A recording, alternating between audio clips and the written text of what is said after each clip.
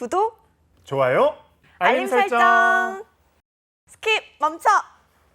네, 오래 기다리셨어요. 그럼 첫 번째 사연부터 만나보도록 할게요. 아이디 류현종님께서 더 빅스쿨 게시판에 공기업을 목표로 하고 있지만 자신감이 너무 없어요 라고 사연을 올리셨는데 어떤 내용인지 함께 확인해 볼게요. 네, 직어구 학점은 3.97이고요. 토익 점수가 845점이고 자격증은 ADSP, 한국사 1급, 컴활 1급을 가지고 계십니다. 빅데이터 분석 대회에서 우수상을 받으셨고요. 대외 활동으로는 국가균형발전위원회 서포터즈 활동을 하셨네요. 실무 관련 경험이 전무하기에 인턴 및 계약직 지원을 계획 중인데 사조사, KBS 한국어 취득을 고려 중입니다. 그리고 토익을 900점을 목표로 하고 계시다고 해요. 입사를 희망하시는 곳은 공사공단 어디든이라고 적으셨습니다. 네, 하고 싶은 말도 살펴보죠. 졸업 전 마지막 학기에 재학 중인 대학생입니다. 벌써 취업 준비 기간이 1년이 넘어가고 있습니다. 공고가 뜨고 지원이 가능한 곳은 대부분 원서를 넣었습니다. 하지만 배수 선발을 하는 곳에는 단 한 번도 서류를 합격해 본 적이 없습니다. 서류 전형 적부인 곳에만 시험을 보러 전국을 돌아다니는 중입니다. 그래서 배수 선발을 진행하는 곳에서 원서를 넣더라도 항상 떨어지겠지라는 생각을 먼저 하고 지원을 하게 됩니다. 그리고 필기시험을 치러 가도 항상 똑같은 생각을 하게 됩니다. 자신감이 지금 바닥을 친 것 같아요. 뭐래도 안 될 것 같은 부정적인 생각밖에 들지 않습니다. 최근에 중부발전 시험에서는 아쉽게 4점 차이로 탈락을 했었는데 그때 잠시 자신감을 얻었지만 그때뿐이었습니다. 그래서 그런지 공부도 손에 제대로 잡히지 않은 지 2개월 정도 되는 것 같습니다. 제발 이런 저에게 방향을 제시해 주셨으면 좋겠습니다 하고 올려주셨어요. 하고 싶은 말을 네. 보면서 좀 뭔가 안타까운 생각도 맞아요. 들고 약간 그런 생각도 드는데 뭐래도 안 될 것 같은 부정적인 생각밖에 들지 않습니다.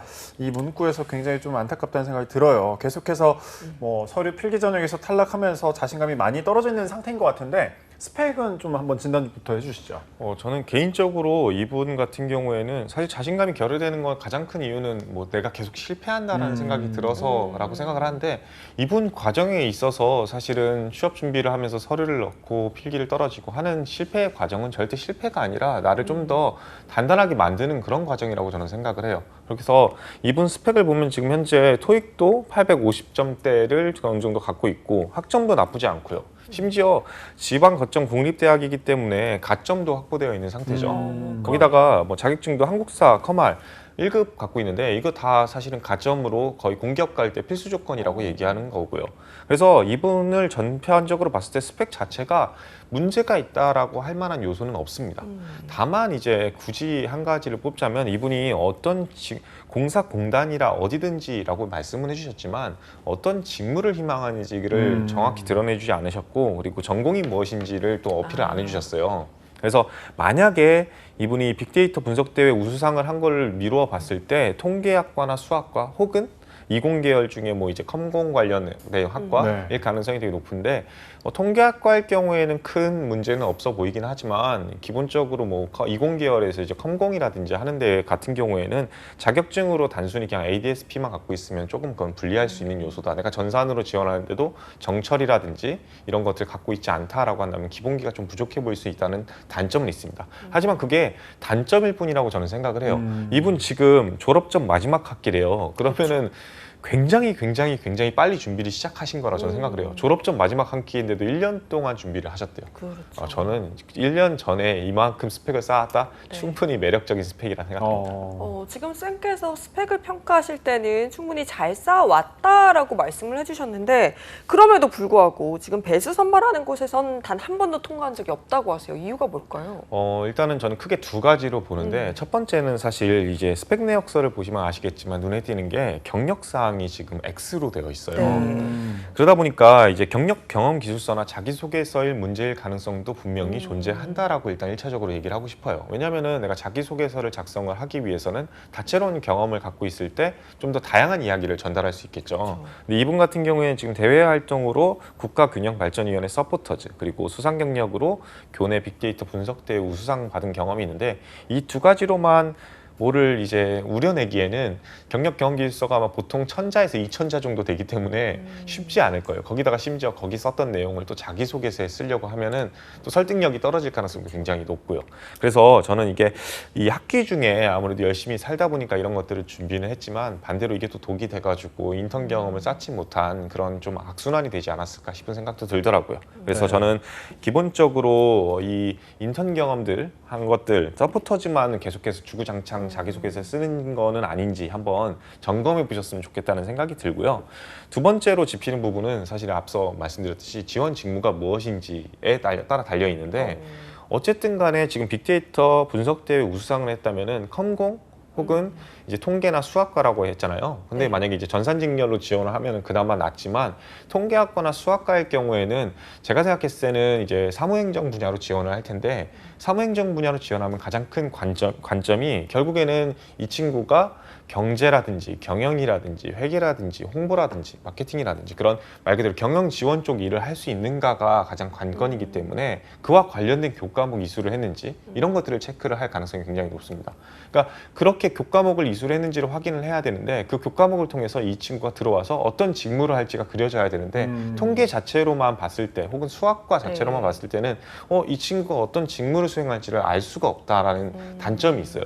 이분도 아마 사실 지금 사무행정 이렇게만 크게 잡았다라고 한다면 그 안에서 내가 홍보를 하고 싶은지 회계를 하고 싶은지 재무를 하고 싶은지를 안 잡아놓을 가능성이 굉장히 높다라고 저는 생각이 들어요. 그래서 두 번째 제가 생각하는 거는 내가 일단은 직무부터 선정을 하지 않았을까. 그래서 직무 선정을 좀 우선시하고 그와 관련되어 있는 교과목 기술을 했는지를 점검해 봐야 된다라고 말씀드리고 싶습니다. 네, 진단하고 조언까지 해주셨는데 또 제가 뭐 이렇게 보다가 너무 또 안타까운 부분이 자신감이 너무 떨어져 있는 게 참 안타깝더라고요. 예, 원서를 또 넣어도 뭐 떨어질 생각부터 사실 들기도 하잖아요. 이렇게 자꾸 떨어지면 이게 안 겪어본 사람은 몰라요. 예, 뭐 맞아요. 떨어진 사람만 알 수 있는 그런 부분인데 이런 상황에 놓여 있는 취준생들이 사실 굉장히 많을 거거든요. 이분들께 좀 조언 좀 해주세요. 저는 뭐지 이런 친구들이 가끔 와가지고 진짜 아무것도 안 잡힌다 계속 떨어지는데 나한테 문제가 있는 것 같다. 심지어는 그냥 뭐 예를 들면은 나는 공기업이랑 맞지 않는 것 같다. 아니면 혹은 나는 뭐 대기업이랑 맞지 않는 것 같다. 은행이랑 맞지 않는 것 같다. 이런 얘기를 하는 친구들이 있는데 그런 가장 큰 이유는 계속해서 실패를 하기 때문이겠죠. 그리고 계속 그렇게 해가지고 실패 때문에 책상에 더 앉아가지고 열심히 해야지라는 생각을 가져봤자 사실은 그 실패만이 책상 앞에서 맴돌 가능성이 높습니다. 저는 그래서 이분들한테 과감하게 앞서 말씀드렸듯이 날씨도 좋은데 감이나 먹으라고 그냥 커피나 한 잔 하러 나가라고 네. 아유, 이야기를 보통 합니다. 그냥 사주시나요? 제가 찾아오면? 믹스는 타드리겠습니다. 여러분들이 매일같이 공부를 하시고 열심히 살아온 거 충분히 압니다. 특히 이분 같은 경우에 지금 학기 중에도 이런 스펙 쌓고 학점도 이렇게 유지했다면은 맞아요. 저는 충분히 열심히 보람차게 살았다고 저는 생각을 하거든요. 근데 이거에 국한돼 가지고 계속해서 자기를 채찍질하는 거 어떨 때는 좋을 수 있겠지만 그게 계속 지속된다라고 한다면 우리도 사람인데 하루 정도 이틀 정도는 놀아도 된다고 네. 생각을 해요. 다만 이제 진짜 집중해야 될 때는 집중을 해야겠지만 근데 이분이 지금 2개월째 손이 안 잡힌다라고 하는 가장 큰 이유는 내가 지금 이걸 왜 하는지에 대한 그 맹목적인 이유를 못 찾는 그런 환경에 놓여 있기 네. 때문이라 저는 생각을 해요. 사실 우리가 리프레시를 필요로 하는 가장 큰 이유는 내가 다시 한번 어떤 목표를 갖고 있었는지 내 방법이 잘못되진 않았는지를 스스로 한번 되고민해보는 시간이기도 해요. 그냥 무작정 필기시험만 공부하는 것이 정답은 아닙니다. 그래서 내가 지금 현재 가고자 하는 길이 나랑 정말 맞는지 혹은 가고자 하는 길에 내 계획들이 정말로 맞는지를 다시 한번 점검하는 차원에서 하루 이틀 정도는 놓으세요. 그냥 미친 듯이 놓으셔도 되니까 한번 여러분들을 리마인드를 좀 해보셨으면 좋겠습니다. 네. 그런데 보면은 이 노는 것도 놀아본 사람이 놀 줄 안다고 해요. 안 놀아본 사람은 그렇죠. 시간이 비어도 뭐하고 놀지 모르거든요. 저 같은 사람들. 근데 이제 우리 황희성 아나운서는 굉장히 다양한 곳을 많이 다니신단 말이죠. 혹시나 네. 우리 류현종님을 위해서 어디 추천할 만한 곳 있을까요? 추천할 만한 곳이요. 네. 저는 뭐 나를 잡고 굳이 네. 뭐 이렇게 놀진 않고 항상 놀기 때문에 뭐 네. 근데 아예 추천을 드린다면 예. 저는 하루쯤은 그냥 지금 이 상황을 잊을 수 있는 곳에 가는 거 좀 좋을 것 같아요. 예를 들면 뭐 놀이공원이라든지 가서 하루 동안은 내가 뭐 취준생이 아니다, 수험생이 아니다 이렇게 생각을 하시고 그냥 왼쪽을 노는 거예요. 근데 사진을 좀 많이 찍는 거죠. 그쵸. 그다음 놀고 와서 꼭 기록을 하시는 거예요. 나는 이날 이렇게 놀았다. 그리고 나는 충전이 된 시간이 이 시간이다 해놓고 나서 충전이 이만큼 됐으니까 그때부터는 그 연료가 채워졌으니까 신나게 또 공부할 수 있잖아요. 네. 그런 식으로 생각하시는 것도 좋고 또 하나를 또 이게 조언이 될지는 모르겠지만 포모도로 학습법이라고 있어요. 그러니까 25분을 열심히 하고 5분을 쉬고 이 방식으로 하다 보면 굉장히 좀 도움이 많이 되더라고요. 집중이 좀 안 될 때 혹은 리플레시를 그만큼 좀 빨리 할 수가 있더라고요. 네. 그러니까 25분 하고 5분을 쉬고 또 25분 하고 5분 쉬고 하면 지치는 시간이 그만큼 줄어드는 것 같더라고요. 네. 포모도로 저는 이거 파스타 이름인 줄 알았어요. 네, 뭐 그거에서 온 거죠. 네. 그러니까 주방에서 맞아요? 주방에서 파스타를 만들거나 토마토를 아. 익는 동안 그 걸리는 시간을 이제 타이머로 정했는데 네. 그 시간 동안에 집중력을 최대화할 수 있고 5분을 쉬면 다시 리플레시가 된다고 하더라고요. 그래서 포모도로 학습법이 굉장히 또 유용한 방법으로 어허. 많이 또 소개가 되기도 하더라고요. 네. 신기하네요. 네. 어쨌든 그래도 어쨌든 방향성이 또 중요하잖아요. 네. 이분이 또 계획을 보니까 사회조사 분석사 그리고 KBS 한국어 능력 시험 취득 그다음에 네. 토익 900점이 목표라고 하는데 이 목표는 좀 어떻게 보시나요? 뭐 일단 당연히 뭐든지 하는 건 전 좋다고 생각을 하죠, 당연히. 근데 이제 앞서 제가 맹목적인 노력이 목표가 지금 설정이 잘 돼 있는지 다시 한번 체크해 봐야 된다라고 말씀드렸던 가장 큰 이유가 이런 거에서 사실 드러나는 거라고 저는 생각을 해요. 이게 사무행정으로 너무 크게만 잡고 있다 보니까 사회조사 분석사를 취득하려고 하는 거가 아닐까라는 생각이 들어요. 사실 사회조사 분석사 자체가 가점 요소로 활용되는 기관들은 굉장히 많지만 네. 그 자체 자격증이 가장 특화되어 있는 분야는 홍보 쪽이거든요. 근데 이 홍보 쪽에 관련되어 있는 내가 일들을 하기 위해서 사회조사 분석사를 취득을 한다라고 한다면 자기소개서에도 그렇고 면접에서도 그렇고 어필할 수 있는 요소가 되겠지만 네. 그냥 맹목적으로 사무행정을 하겠다라고 해서 사회조사 분석사를 땄다라고 한다면 이거는 사실은 가점 그 이상 이하도 아니게 되는 어디도 어필할 수 없는 그런 문제가 발생할 수 있어요. 그래서 뭘 할 때는 사실은 내가 어떤 직무를 선정하는 게 사실 우선이라고 생각합니다. 그리고 해당 직무에 내가 맞는 관련되어 있는 자격증을 취득하는 걸 1순위로 두는 것이 맞지 않을까 싶습니다. 가령 예를 들어서 내가 사무행정 분야를 지원을 한다 할지라도 회계 쪽에 좀 특화되고 싶다라고 한다면은 사회조사 분석사보다는 전산세무나 전산회계를 먼저 1차적으로 취득하는 것이 훨씬 더 가점 요소 확보 및 내가 자기소개서나 면접에서 말하기에는 훨씬 더 용이할 수 있거든요. 그리고 KBS 한국어 능력 시험 이런 것들도 사실은 나쁜 건 아닙니다. 다만 이제 이것들도 사실 내가 지원할 수 있는 기관들에서 가점으로 되는 곳이 있고 안 되는 곳이 있기 때문에 우선은 내가 공사, 공단 아무데나라는 생각으로 접근하지 마시고 1번은 직무를 선정해라. 2번은 그 직무를 가장 하고 싶은 기관들 탑5를 일단 정해라. 그리고 그 탑5를 위한 노력을 구체화하시게 되면요. 본인도 공사, 공단 어디든 합격할 수 있는 그런 사람이 됐을 가능성이 높습니다. 제가 봤을 때는 우리 건쌤이 조언해 주셨듯이 어디 한 2박 3일 정도 이렇게 한적한 곳에 가셔서 한번 생각을 정리하고 내가 진짜 원하는 곳이 어딘지도 한번 리스트업 해보는 것도 굉장히 좋은 방법일 것 같아요. 건쌤께 우리 류현종님을 위한 마지막 조언도 한번 들어볼게요. 이분 같은 경우에는 사실 지원 경험이 많다라고 본인이 얘기를 하지만 실제 뭐 이제 이 야전에 나오시면은 정말로 막 100번, 200번씩 지원하고서 탈락해가지고 강철 멘탈로 남는 사람들이 많아요. 네. 근데 그분들이 그렇게 남을 수 있는 가장 큰 이유는 난 그래도 남들보다 자기소개서를 많이 썼기 때문에 관련되어 있는 그런 나에 대한 글도 많기 때문에 서류를 남들보다 빨리 쓸 수 있다. 혹은 필기시험 공부를 많이 해봤기 때문에 남들보다 필기시험을 더 잘 준비할 수 있다라는 강점이 있거든요. 이분도 분명히 그 강점을 쌓아가는 과정이기 때문에 이 탈락에 대해서 너무 고뇌하지 않으셨으면 좋겠습니다. 다만 이 필기 시험을 좀 내려놓더라도 인턴 경험부터 일단 채우는 건 우선순위로 뒀으면 좋겠다. 아무래도 이 경력 이 사항이 X로 나와져 있는 거는 다른 경험들을 너무 극대화할 가능성이 높기 때문에 국토발전위원회 이런 서포터즈보다는 실제 인턴 경험을 먼저 해보시는 게 이번 방학 때 가장 중요한 관건이 될 거라 이렇게 말씀드리겠습니다. 그러니까요. 단단해지는 게 중요할 것 같아요. 맞아요. 저도 처음에 뭐 저 떨어뜨린 방송사 채널 지우고 다시는 보지도 않을 거야 뭐 이렇게 했는데 뭐 시간이 지나면 지날수록 단단해지고 계속해서 맞아요. 뭐 지원도 하게 되고 프로그램도 보게 네. 되더라고요. 단단해지시길 바랍니다. 자, 두 번째 사연 이어서 만나볼게요. 아이디 르뜨. 로또를 쓰려다 잘못 쓰셨나요? 네. 아이디 르뜨님이 더 빅스쿨 게시판에 스펙 고민이라고 사연을 올리셨는데요. 어떤 내용인지 보시겠습니다. 자, 학교 전공 학점 생명공학, 경영복전, 학점 3 후반입니다. 어학 점수는 토익 800 중반, 토스 6, HSK 4. 그다음 자격증은 유통관리사, 물류관리사, 국제무역사, 무역영어, 컴활 2급, 한국사 1급. 이야, 대단한데요? 경력사항, 공공기관 계약직 3개월, 수상 경력은 금융 마케팅 공모전, 대외 활동은 공기업, 사기업 홍보대사 등 계획, 컴활 1급, 그리고 직무 경험을 계획하고 계신다고 합니다. 자, 하고 싶은 말이 있는데요.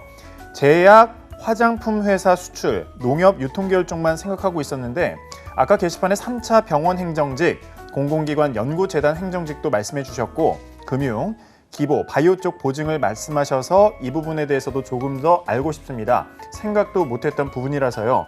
사실 정확하게 방향을 못 잡겠어요. 그리고 당장 어떤 부분으로 경험을 쌓아봐야 될지도 고민입니다. 라고 하고 싶은 말까지 남겨주셨습니다. 네, 지금 이렇게 우리 르뜨님의 스펙서를 제가 봤을 때는 개인적으로 너무 빼곡하게 잘 쓰여 있고 굉장히 차곡차곡 잘 쌓아오신 게 아닌가라는 생각이 드는데 일단은 제약, 화장품 회사 수출, 농협 유통 계열만 생각을 하시다가 지금 다른 쪽으로의 추천을 받고 고민이 많아지신 것 같아요. 우리 건쌤이 보시기에 전반적인 스펙은 어떤지부터 한번 점검 받아볼게요. 이분 스펙 자체로만 보면 굉장히 뛰어나 보이잖아요. 근데 이게 사실은 저는 독이라고 생각을 합니다. 사실 보시다시피 어학 점수 굉장히 다채롭게 갖고 있죠. 그렇죠. 근데 사실 뭔가 무역이라든지 수출입을 하기에는 사실 성적이 그렇게 높은 편이라고 얘기하기는 좀 곤란합니다. 네. 근데 그렇다고 해가지고 수출입 쪽에 아예 관심이 없냐? 그러면은 자격증란에 유통관리사나 물류관리사, 국제무역사를 그럼요. 갖고 있는 것들은 무역 쪽에 관심을 갖고 있다라고 보여져요. 근데 또 경력사항은 공공기관에서 인턴을 했어요. 근데 수상 경력은 금융 쪽에서 마케팅 경험이에요. 그러니까 이게 다 따로 놀고 있다라는 거죠. 그러니까 이분이 진짜로 하고 싶은 것들이 무엇인지를 보여지기에는 조금은 애석한 부분이 없잖아 있다. 그러니까 스펙이 다채로운 거는 어떻게 보면 되게 큰 강점일 수도 있겠지만 반대로는 또 어느 기관에서든 이 친구는 공기업 지원하지 왜 굳이 우리 기업에 지원해? 이 친구는 그냥 금융권 지원하지 왜 굳이 이 기업에 지원해? 라는 생각이 들 수 있는 문제점이 발생할 수 있다. 그렇기 때문에 어느 정도 내가 직무를 조금씩 선정해 나가고 그리고 그쪽에 특화될 수 있는 경험들을 쌓아나가는 것이 중요할 것이다라는 생각이 일단 1차적으로 들고요. 두 번째는 이분이 공학 출신에다가 경영 복전이기 때문에 메리트는 사실 상당하다고 저는 생각을 하거든요. 네. 사실 공학도가 경영학과 그러네요. 복전하는 경우 경영학과가 뭐 통계라든지 다른 거를 하는 경우는 본 적이 있지만 어학이라든지 근데 이런 경우는 드물다라고 저는 생각을 해요. 그런데 이 드문 강점을 오히려 경영으로만 가득 채워나가고 있는 게 아닐까라는 우려사항이 들어요. 사실은 이런 분들이 실제로 뭐 유통이라든지 무역 쪽으로 면접을 보러 가시게 되면 그쪽에서는 물어볼 수밖에 없거든요. 뭐라고 물어보냐면 공학이 본 전공인데 생명공학 했는데 왜 이 전공 버리셨어요? 라든지 이 전공에서 혹시 살릴 수 있는 부분은 없나요? 라고 하는 질문들이 충분히 나올 수가 있는데 이분 같은 경우에는 현재 상황으로 비춰봤을 때는 그냥 생명공학을 버리는 걸로밖에 네. 보일 수가 없어요. 그리고 그냥 경영만 살린 사람. 그럴 거면은 사실 전과를 하는 게 맞을 수도 있거든요. 그래서 이런 합리적인 의심이 결국에는 면접관이라든지 서류 담당자로 하여금 여러분들한테 의구심을 갖게 하는 부분인 만큼 여러분들한테 항상 누누이 강조하는 것이 내가 복수 전공을 했다면 절대 원전공을 버리는 개념으로 접근하지 않았으면 좋겠다라고 말씀드리는 겁니다. 그래서 이 원전공을 좀 살리는 방향으로 가는 것이 이분 스펙에 가장 어울리지 않을까 싶습니다. 그렇군요. 좀 공감됐던 게 제가 생명공학과 경영을 복수 전공을 했어가지고 근데 지금 둘 다 버리고 언론에 와 있으니까 네, 어쨌든 굉장히 좋은 거였군요. 메리트가 있는 거였네요. 그렇죠. 네. 저는 왜 이걸 선택했는지 어쨌든 이분이 다른 게시판을 통해서도 또 질문을 했었나 봐요. 어떤 네. 질문이었나요? 이게 사실 그 말씀대로 그 게시판 통해 가지고 생명공학 복전에 경영 복전했는데 내가 그래서 어디를 가야 될지 모르겠다라는 네. 질문이 올라왔었어요. 뭐 물류나 유통, 무역 관련 자격증 갖고 있는데 뭐 네. 제약회사나 화장품 수출입 관련 부서를 생각하는데 맞는지 모르겠다. 그러니까 이게 사실은 우리 MC님과 다른 부분이 사실 전 이거라고 생각을 해요. 네. 내가 가고자 하는 길이 명확해지면 그거에 대한 노력만 구체적으로 하면 되는데 이분은 그냥 일단은 되는 거를 먼저 우선순위를 잡고 계속해서 해나갔잖아요. 그러다 보니까 그래서 내가 하고 싶은 게 뭔지는 잘 모르는 상태인 거죠. 일단 닥치는 대로 한 거. 근데 그게 오히려 저는 아예 안 한 사람보다는 훨씬 더 낫다고 생각은 하지만 이 상황에서는 좀 더 구체화할 필요성이 있다고 생각을 해요. 그래서 이분이 좀 고민을 해오셔야 되는 거는 유통, 물류, 당연히 내가 이제 일단은 경영 복전을 했고 유통관리사 주위에서 따니까 무역 관련 주위에서 따니까 했는데 정말로 물류 관리라든지 유통 쪽에 수출입 쪽에 TO가 많은지도 한번 생각을 해봐야 됩니다. 그러니까 내가 지금 현재 한 노력들이 여기만 지원한다고 해가지고 구체화될 수 있는가? 물론 그 TO 싸움에서 이겨가지고 최종 승리를 할 수도 있습니다. 그런데 저는 항상 취업 준비는 리스크 관리라는 얘기를 꼭 당부를 해드리거든요. 그래서 내가 본래 가고 싶은 길이 있는가 하면 좀 우회해서 여러 가지 지원할 수 있는 방향성을 투트랙 전략으로 짜라고 하는데 이 TO 싸움에서 좀 밀리지 않게 좀 고려해가지고 직무를 선정하는 것이 가장 좋지 않을까 싶습니다. 그럼 이렇게 다양하게 고려할 수 있는 루트 중에 어떤 게 가장 좋은 합리적인 판단일까요? 저는 이제 제가 아무래도 금융회사일 수도 있지만 기본적으로 이 공학도 출신이랑 경영학과 출신 모두 전공을 아우르는 분들한테 가장 좋은 곳은 사실 금융이라고 저는 생각을 합니다. 왜냐하면은 이제 경영 전공을 했기 때문에 그 누구보다도 이제 재무나 회계 쪽에 대한 지식을 갖고 있을 가능성이 높고 네. 그리고 그와 관련해 가지고 이제 아무래도 금융회사들은 기본적으로 은행면은 대출을 해주는 기관이고 그리고 금융공기업이라고 한다면 보증을 해주는 기관들이 대부분입니다. 네. 하지만 대출을 해준다, 보증을 해준다 이거의 가장 큰 전제 조건은 그래서 이 기업이 괜찮은 기업인지를 판단하는 거예요. 근데 대부분의 금융기관들 같은 경우에 지원자들이 경제나 경영 쪽에 좀 특화되어 있기 때문에 재무제표는 잘 볼 수 있어요. 경제 시장 상황이나 흐름은 잘 볼 수 있어요. 근데 정작 이 생명공학 관련되어 있는 기업이 정말로 우수한 기술력을 갖고 있는지 판단하기는 어려움이 많습니다.